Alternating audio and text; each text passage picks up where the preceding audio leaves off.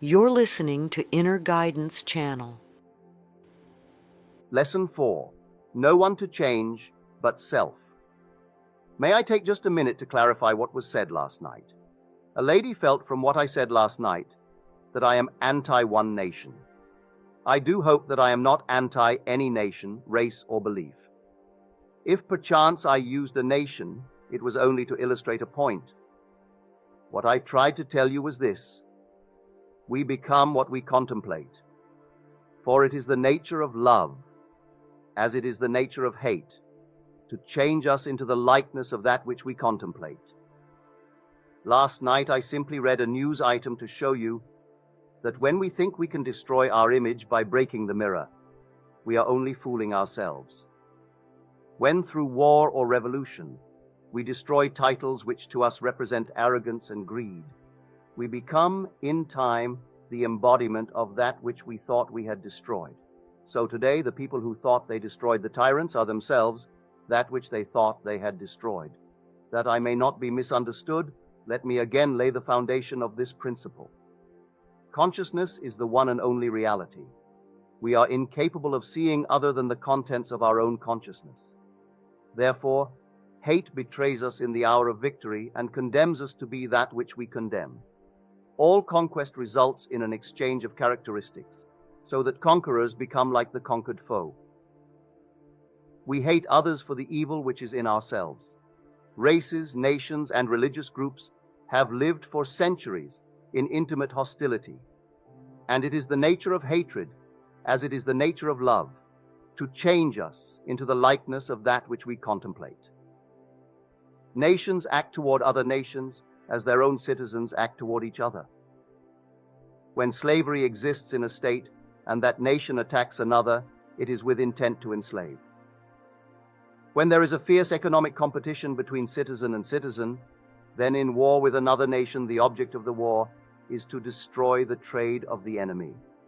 Wars of domination are brought about by the will of those who within a state are dominant over the fortunes of the rest. We radiate the world that surrounds us by the intensity of our imagination and feeling.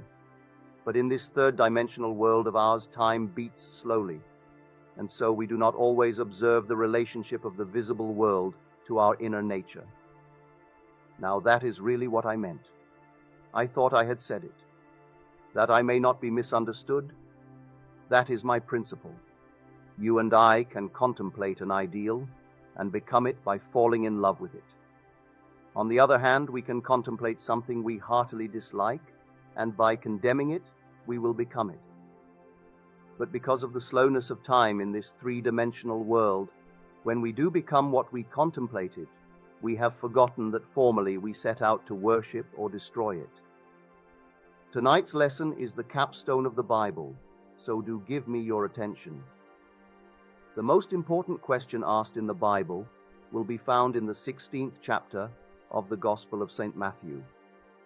As you know, all of the Bible stories are your stories. Its characters live only in the mind of man. They have no reference at all to any person who lived in time and space, or to any event that ever occurred upon earth. The drama related in Matthew takes place in this manner. Jesus turns to his disciples and asks them, "Whom do men say that I, the Son of Man, am?" Matt 16:13. And they said, "Some say that thou art John the Baptist, some Elias, and others Jeremiah or one of the prophets." He saith unto them, "But whom say ye that I am?" And Simon Peter answered and said, "Thou art the Christ, the Son of the living God."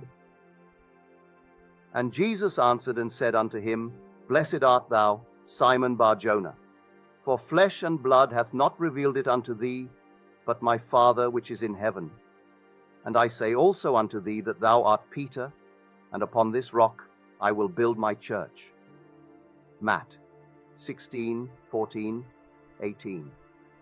Jesus turning to his disciples is man turning to his disciplined mind in self-contemplation. You ask yourself the question, whom do men say that I am? In our language, I wonder what men think of me. You answer, some say John come again, some say Elias, others say Jeremiah, and still others a prophet of old come again. It is very flattering to be told that you are, or that you resemble, the great men of the past. But enlightened reason is not enslaved by public opinion.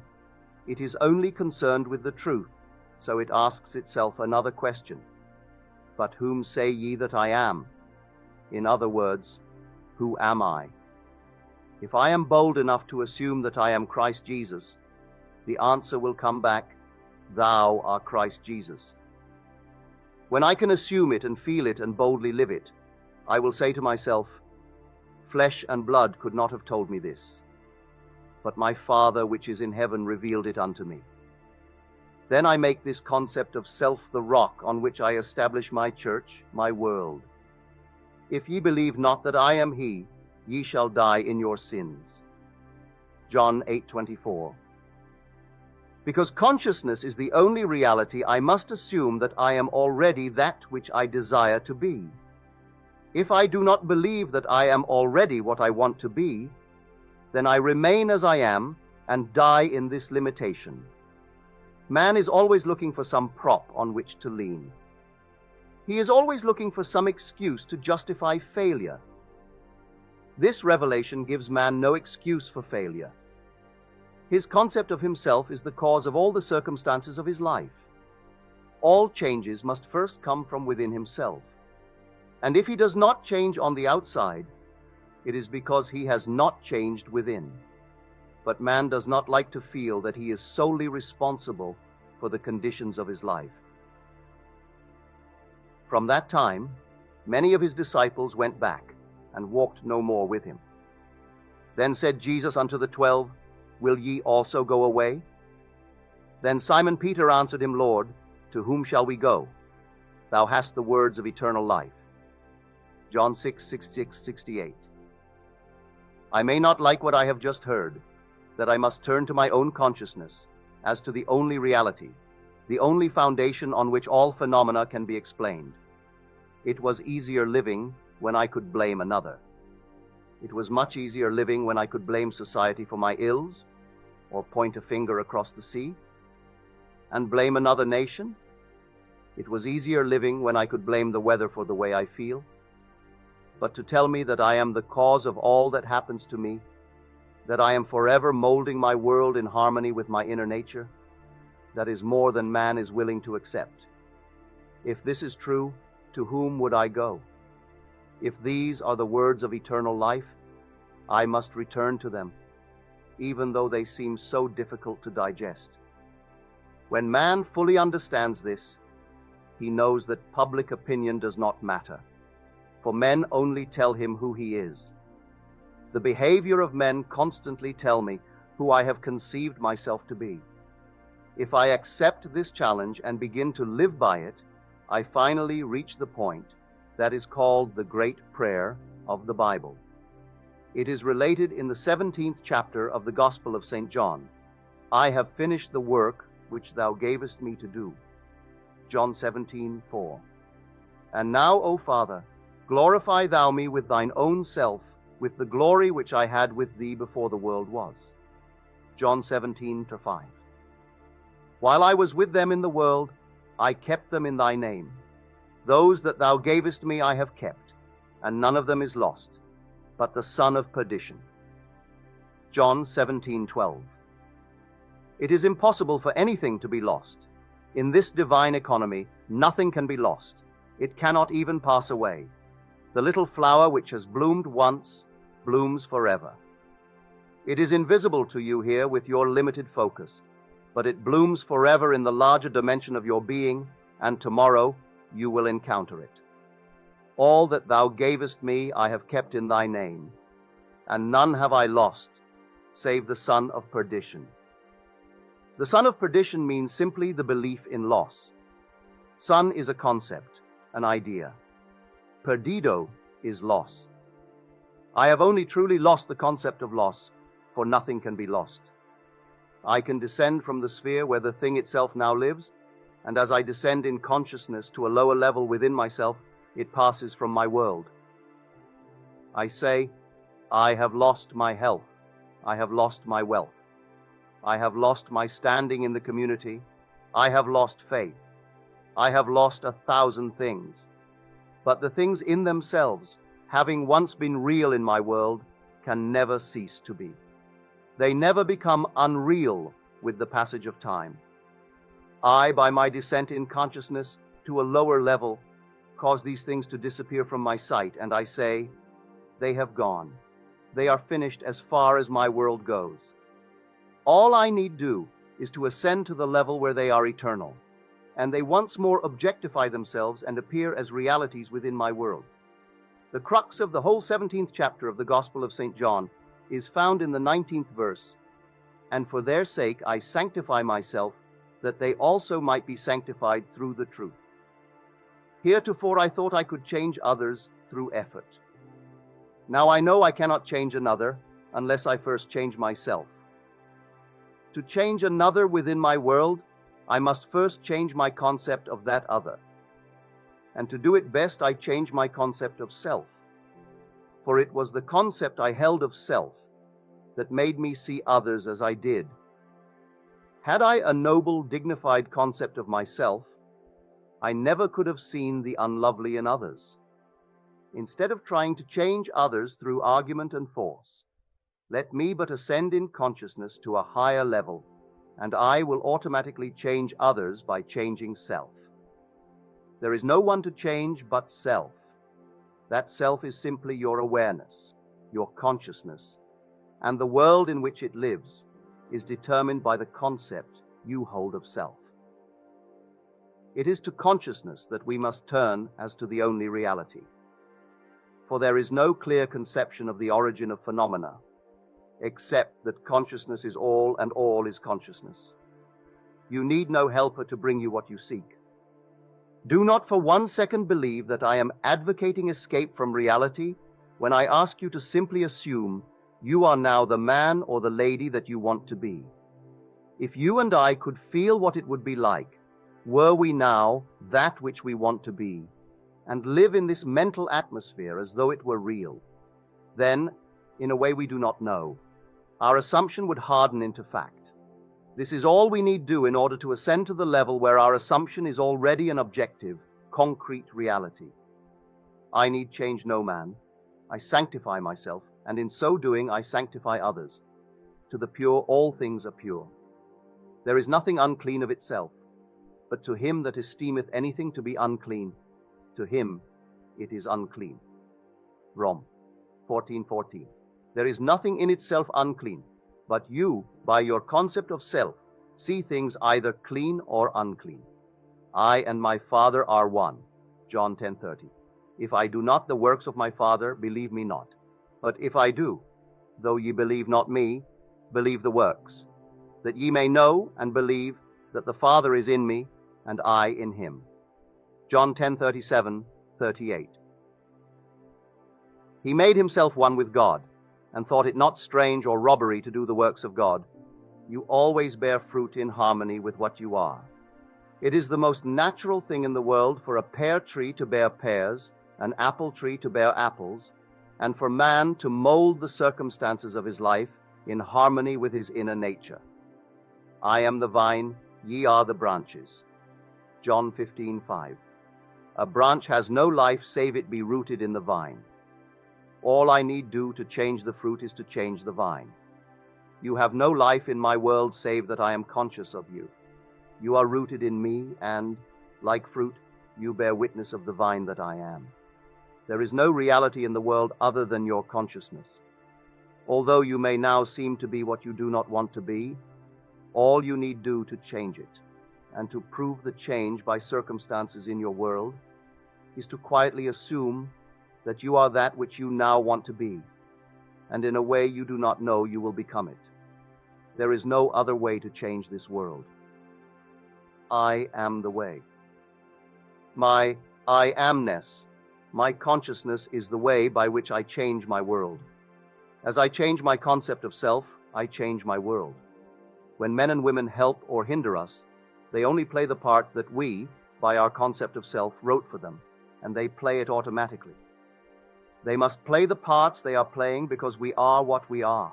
You will change the world only when you become the embodiment of that which you want the world to be. You have but one gift in this world that is truly yours to give, and that is yourself. Unless you yourself are that which you want the world to be, you will never see it in this world. Except ye believe not that I am he, ye shall die in your sins. John 8:24. Do you know that no two in this room live in the same world? We are going home to different worlds tonight. We close our doors on entirely different worlds. We rise tomorrow and go to work, where we meet each other and meet others. But we live in different mental worlds, different physical worlds. I can only give what I am. I have no other gift to give.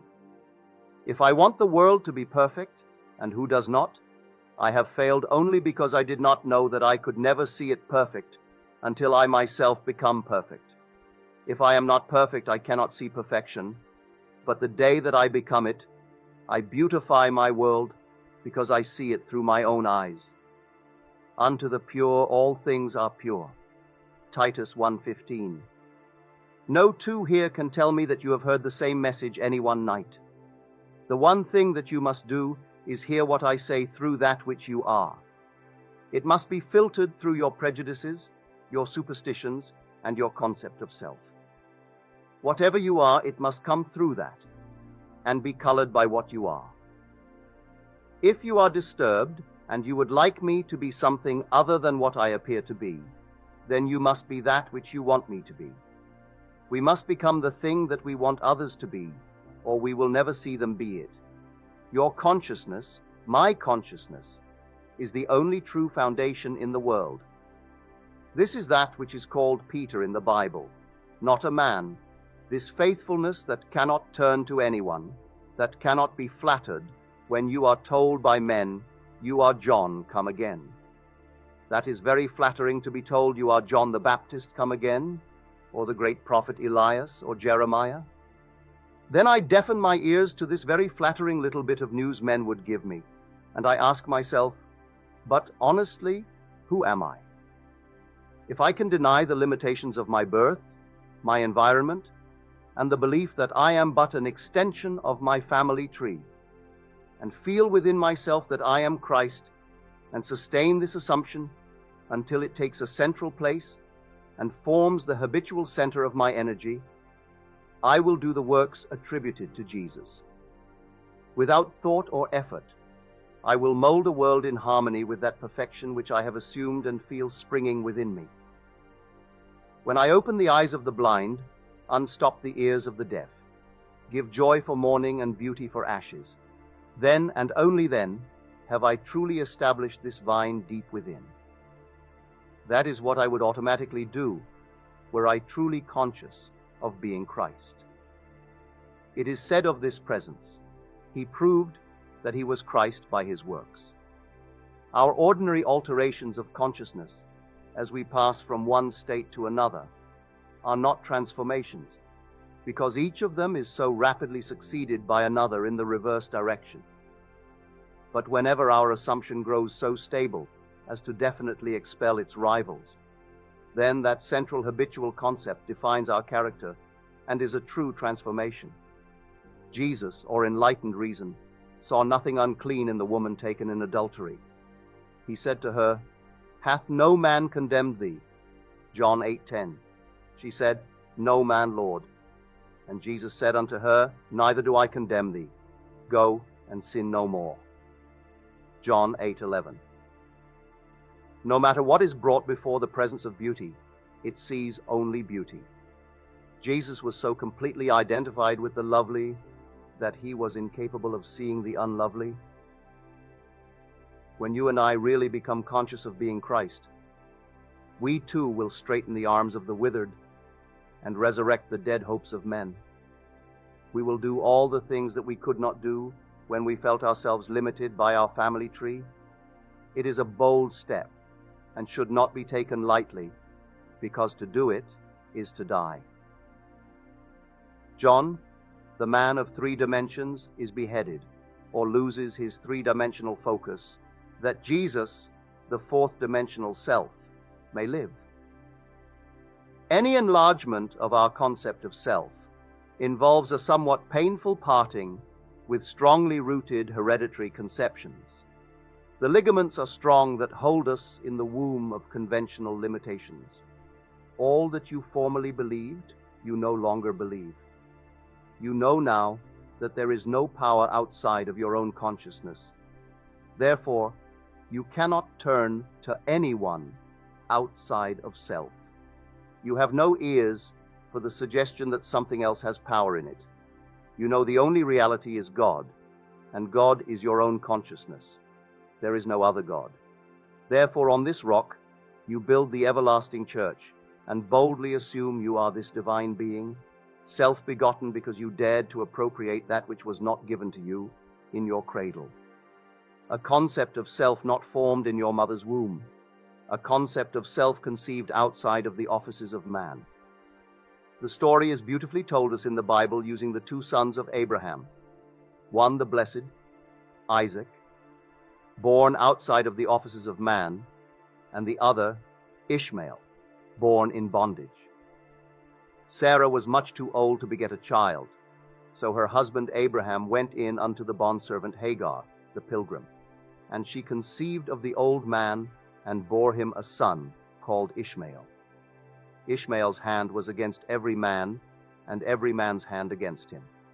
Every child born of woman is born into bondage, born into all that his environment represents, regardless of whether it be the throne of England, the White House, or any great place in the world. Every child born of woman is personified as this Ishmael, the child of Hagar. But asleep in every child is the blessed Isaac, who is born outside of the offices of man, and is born through faith alone. This second child has no earthly father. He is self-begotten. What is the second birth? I find myself man. I cannot go back into my mother's womb, and yet I must be born a second time. Except a man be born again, he cannot enter the kingdom of God. John 3:3. I quietly appropriate that which no man can give me, no woman can give me. I dare to assume that I am God. This must be of faith. This must be of promise. Then I become the blessed. I become Isaac. As I begin to do the things that only this presence could do, I know that I am born out of the limitations of Ishmael, and I have become heir to the kingdom. Ishmael could not inherit anything, although his father was Abraham, or God. Ishmael did not have both parents of the godly. His mother was Hagar the bondwoman, and so he could not partake of his father's estate. You are Abraham and Sarah, and contained within your own consciousness there is one waiting for recognition. In the Old Testament it is called Isaac, and in the New Testament it is called Jesus, and it is born without the aid of man. No man can tell you that you are Christ Jesus. No man can tell you and convince you that you are God. You must toy with the idea and wonder what it would be like to be God. No clear conception of the origin of phenomena is possible, except that consciousness is all and all is consciousness. Nothing can be evolved from man that was not potentially involved in his nature. The ideal we serve and hope to attain could never be evolved from us were it not potentially involved in our nature. Let me now retell and emphasize an experience of mine printed by me 2 years ago under the title, The Search. I think it will help you to understand this law of consciousness and show you that you have no one to change but self, for you are incapable of seeing other than the contents of your own consciousness. Once in an idle interval at sea, I meditated on the perfect state and wondered what I would be were I of too pure eyes to behold iniquity, if to me all things were pure and were I without condemnation. As I became lost in this fiery brooding, I found myself lifted above the dark environment of the senses. So intense was feeling, I felt myself a being of fire dwelling in a body of air. Voices, as from a heavenly chorus, with the exaltation of those who had been conquerors in a conflict with death, were singing, "He is risen, he is risen." And intuitively, I knew they meant me. Then I seemed to be walking in the night. I soon came upon a scene that might have been the ancient pool of Bethesda. For in this place lay a great multitude of impotent folk, blind, halt, withered, waiting not for the moving of the water as of tradition, but waiting for me. As I came near, without thought or effort on my part, they were one after the other, molded as by the magician of the beautiful. Eyes, hands, feet, all missing members, were drawn from some invisible reservoir and molded in harmony with that perfection which I felt springing within me. When all were made perfect, the chorus exulted, "It is finished." I know this vision was the result of my intense meditation upon the idea of perfection, for my meditations invariably bring about union with the state contemplated. I had been so completely absorbed within the idea that for a while I had become what I contemplated, and the high purpose with which I had for that moment identified myself drew the companionship of high things and fashioned the vision in harmony with my inner nature.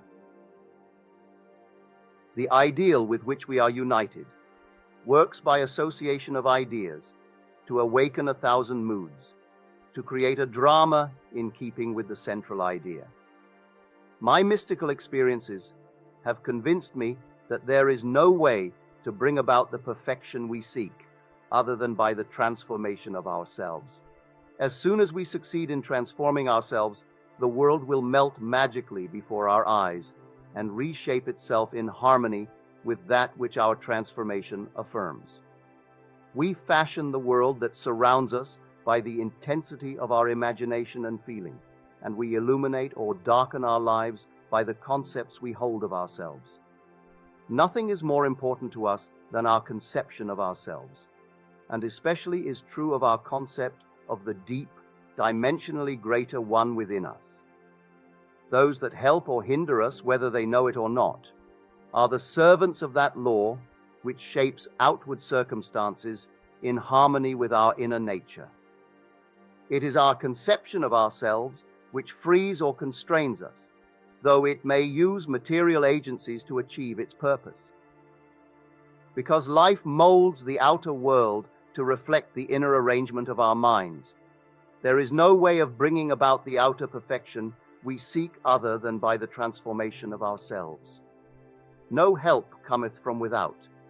The hills to which we lift our eyes are those of an inner range. It is thus to our own consciousness that we must turn as to the only reality, the only foundation on which all phenomena can be explained. We can rely absolutely on the justice of this law to give us only that which is of the nature of ourselves. To attempt to change the world before we change our concept of ourselves is to struggle against the nature of things. There can be no outer change until there is first an inner change, as within, so without. I am not advocating philosophical indifference when I suggest that we should imagine ourselves as already that which we want to be, living in a mental atmosphere of greatness, rather than using physical means and arguments to bring about the desired changes. Everything we do, unaccompanied by a change of consciousness, is but futile readjustment of surfaces. However we toil or struggle, we can receive no more than our concepts of self-affirm. To protest against anything which happens to us is to protest against the law of our being and our rulership over our own destiny. The circumstances of my life are too closely related to my conception of myself not to have been formed by my own spirit from some dimensionally larger storehouse of my being. If there is pain to me in these happenings, I should look within myself for the cause, for I am moved here and there and made to live in a world in harmony with my concept of myself.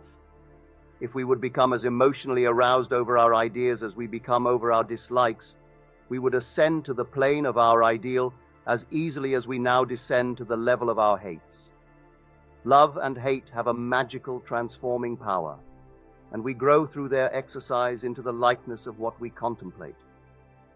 By intensity of hatred, we create in ourselves the character we imagine in our enemies. Qualities die for want of attention, so the unlovely states might best be rubbed out by imagining beauty for ashes and joy for mourning, rather than by direct attacks on the state from which we would be free. Whatsoever things are lovely and of good report, think on these things. For we become that with which we are en rapport. There is nothing to change but our concept of self. As soon as we succeed in transforming self, our world will dissolve and reshape itself in harmony with that which our change affirms. I, by descent in consciousness, have brought about the imperfection that I see. In the divine economy, nothing is lost. We cannot lose anything, save by descent in consciousness from the sphere where the thing has its natural life. And now, O Father, glorify thou me with thine own self, with the glory which I had with thee before the world was. John 17:5. As I ascend in consciousness, the power and the glory that was mine return to me, and I too will say, I have finished the work thou gavest me to do. The work is to return from my descent in consciousness, from the level wherein I believed that I was a son of man, to the sphere where I know that I am one with my Father and my Father is God. I know beyond all doubt that there is nothing for man to do but to change his own concept of himself, to assume greatness and sustain this assumption.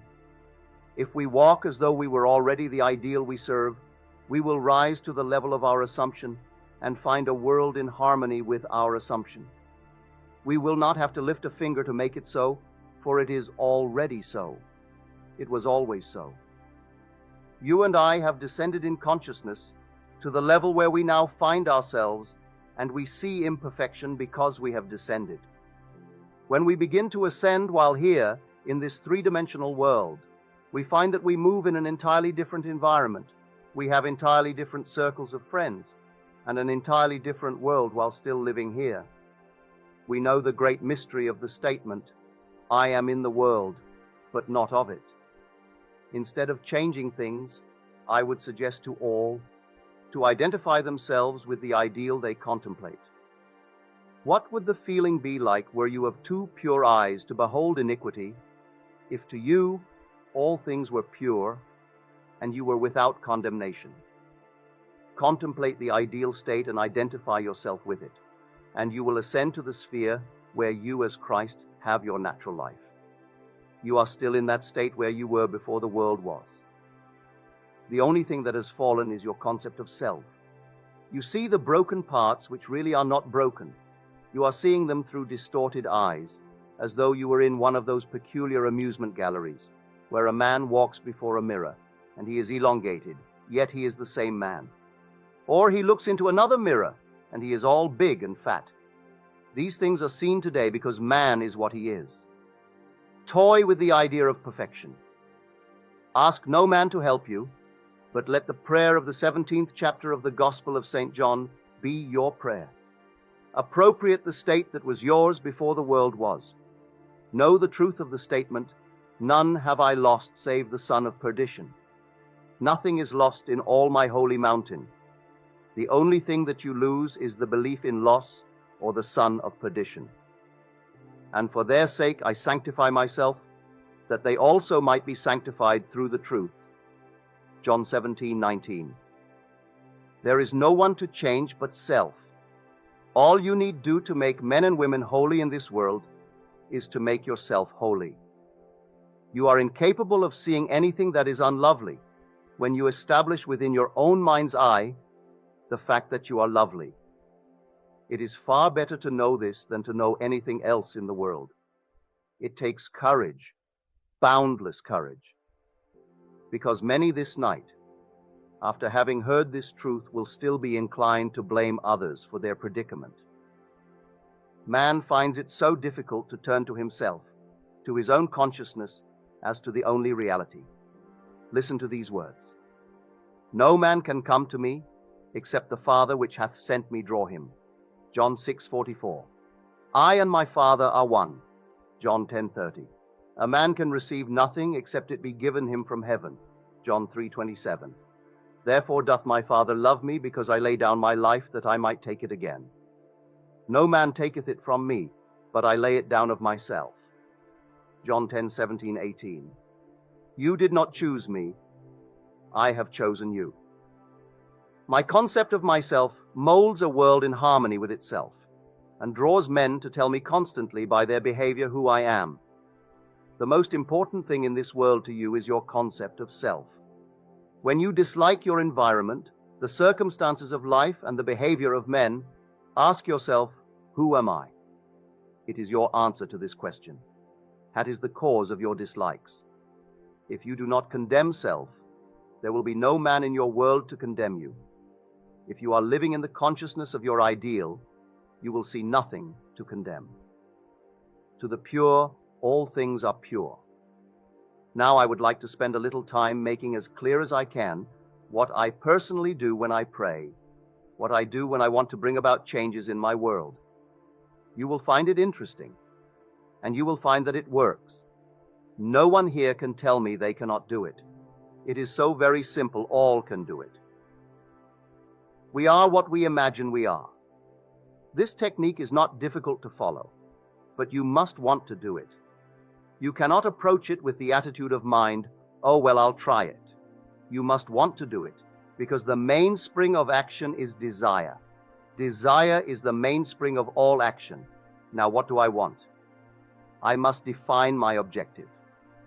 For example, suppose I wanted now to be elsewhere. This very moment I really desire to be elsewhere. I need not go through the door. I need not sit down. I need do nothing but stand just where I am, and with my eyes closed assume that I am actually standing where I desire to be. Then I remain in this state until it has the feeling of reality. Were I now elsewhere, I could not see the world as I now see it from here. The world changes in its relationship to me as I change my position in space. So I stand right here, close my eyes, and imagine I am seeing what I would see were I there. I remain in it long enough to feel it to be real. I cannot touch the walls of this room from here, but when you close your eyes and become still, you can imagine and feel that you touch it. You can stand where you are and imagine you are putting your hand on that wall. To prove you really are, put it there and slide it up and feel the wood. You can imagine you are doing it without getting off your seat. You can do it, and you will actually feel it if you become still enough and intense enough. I stand where I am, and I allow the world that I want to see and to enter physically, to come before me as though I were there now. In other words, I bring elsewhere here by assuming that I am there. Is that clear? I let it come up. I do not make it come up. I simply imagine I am there and then let it happen. If I want a physical presence, I imagine he is standing here and I touch him. All through the Bible I find these suggestions. He placed his hands upon them. He touched them. If you want to comfort someone, what is the automatic feeling? To put your hand on them, you cannot resist it. You meet a friend, and the hand goes out automatically. You either shake hands or put your hand on his shoulder. Suppose you were now to meet a friend that you have not seen for a year, and he is a friend of whom you are very fond. What would you do? You would embrace him, wouldn't you? Or you would put your hand upon him. In your imagination, bring him close enough to put your hand upon him and feel him to be solidly real. Restrict the action to just that. You will be amazed at what happens. From then on, things begin to move. Your dimensionally greater self will inspire in all the ideas and actions necessary to bring you into physical contact. It works that way. Every day I put myself into the drowsy state. It is a very easy thing to do. But habit is a strange thing in man's world. It is not law, but habit acts as though it were the most compelling law in the world. We are creatures of habit. If you create an interval every day into which you put yourself into the drowsy state, say at 3 o'clock in the afternoon, do you know at that moment every day you will feel drowsy? You try it for 1 week and see if I am not right. You sit down for the purpose of creating a state akin to sleep, as though you were sleepy, but do not push the drowsiness too far, just far enough to relax and leave you in control of the direction of your thoughts. You try it for 1 week, and every day at that hour, no matter what you are doing, you will hardly be able to keep your eyes open. If you know the hour when you will be free, you can create it. I would not suggest that you do it lightly, because you will feel very, very sleepy, and you may not want to. I have another way of praying. In this case, I always sit down, and I find the most comfortable armchair imaginable, or I lie flat on my back and relax completely. Make yourself comfortable. You must not be in any position where the body is distressed. Always put yourself into a position where you have the greatest ease. That is the first stage. To know what you want is the start of prayer. Secondly, you construct in your mind's eye one single little event which implies that you have realized your desire. I always let my mind roam on many things that could follow the answered prayer, and I single out one that is most likely to follow the fulfillment of my desire. One simple little thing like the shaking of a hand, embracing a person, the receiving of a letter, the writing of a check, or whatever would imply the fulfillment of your desire. After you have decided on the action, which implies that your desire has been realized, then sit in your nice comfortable chair or lie flat on your back.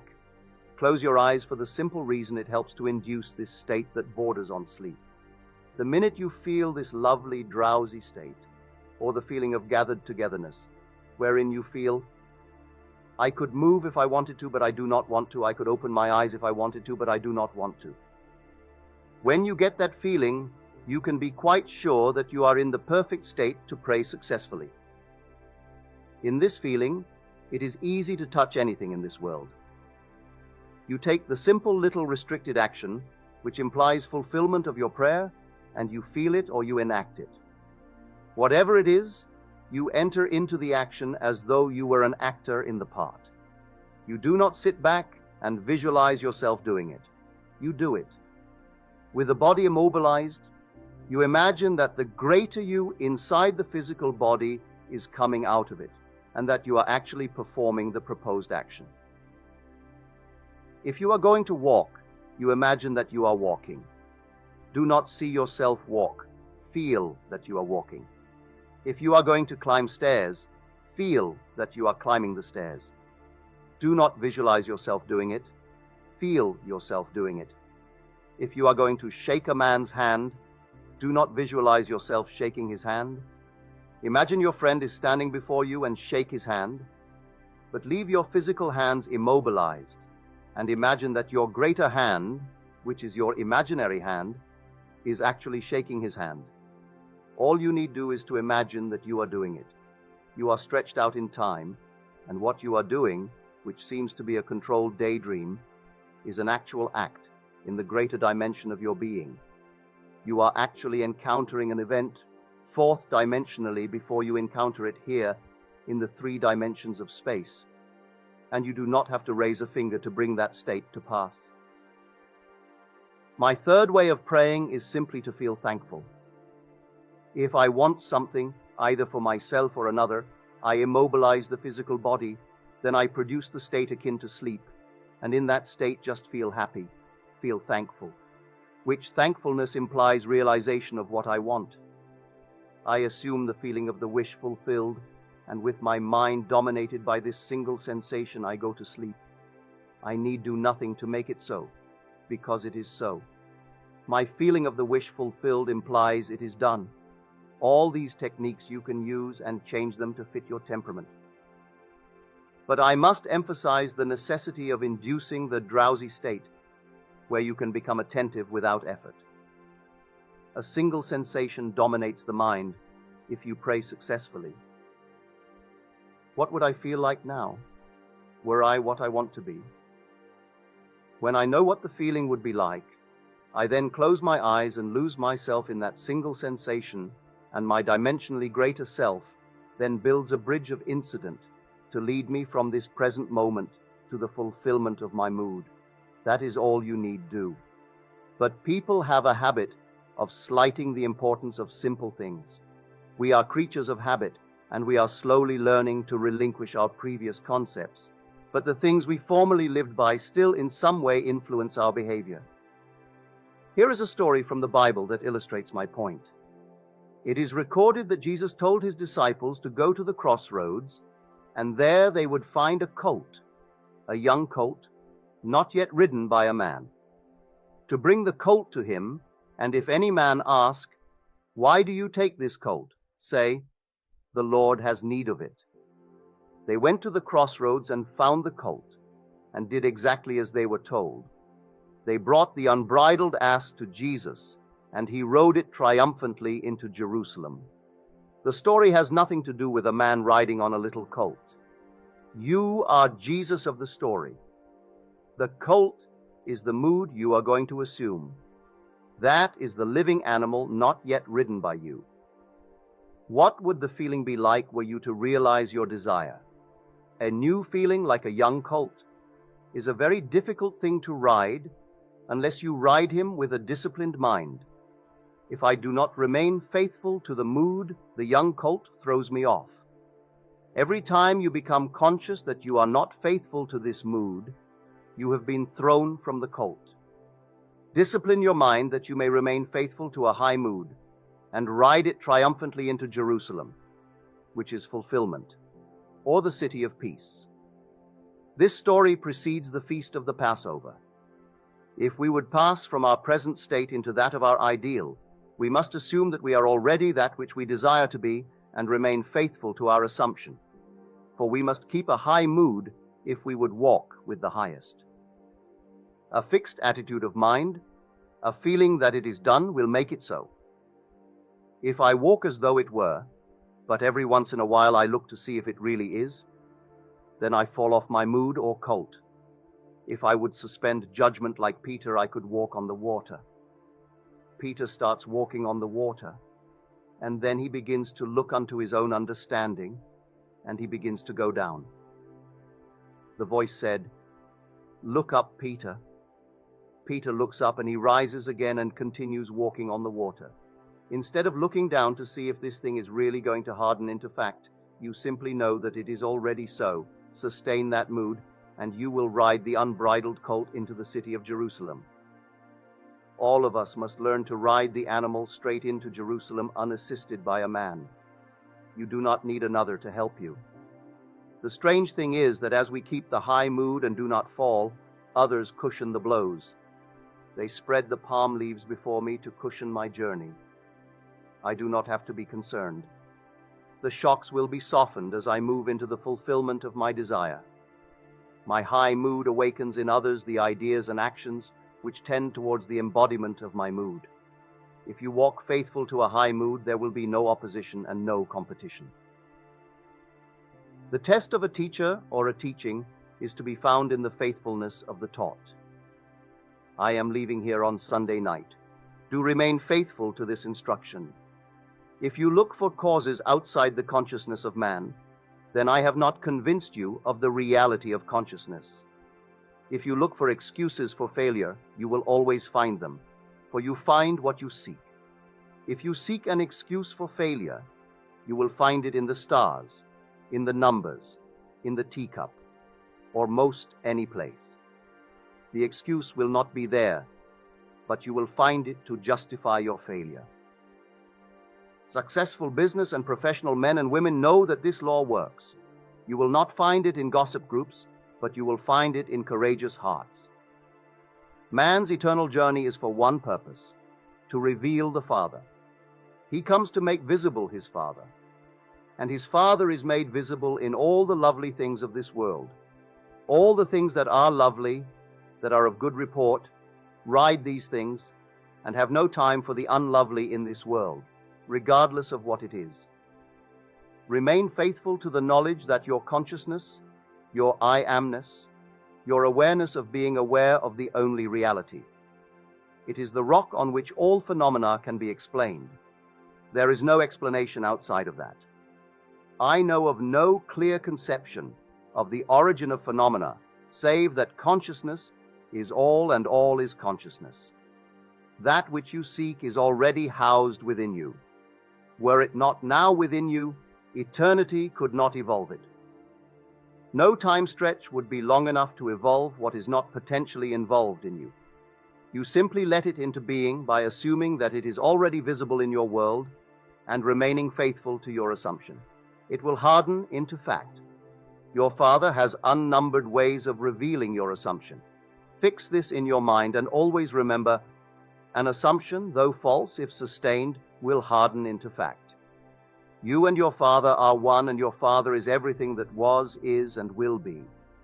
Therefore, that which you seek you already are.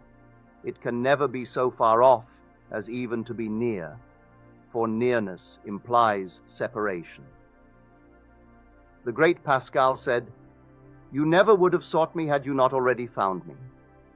What you now desire you already have, and you seek it only because you have already found it. You found it in the form of desire. It is just as real in the form of desire as it is going to be to your bodily organs. You are already that which you seek, and you have no one to change but self in order to express it."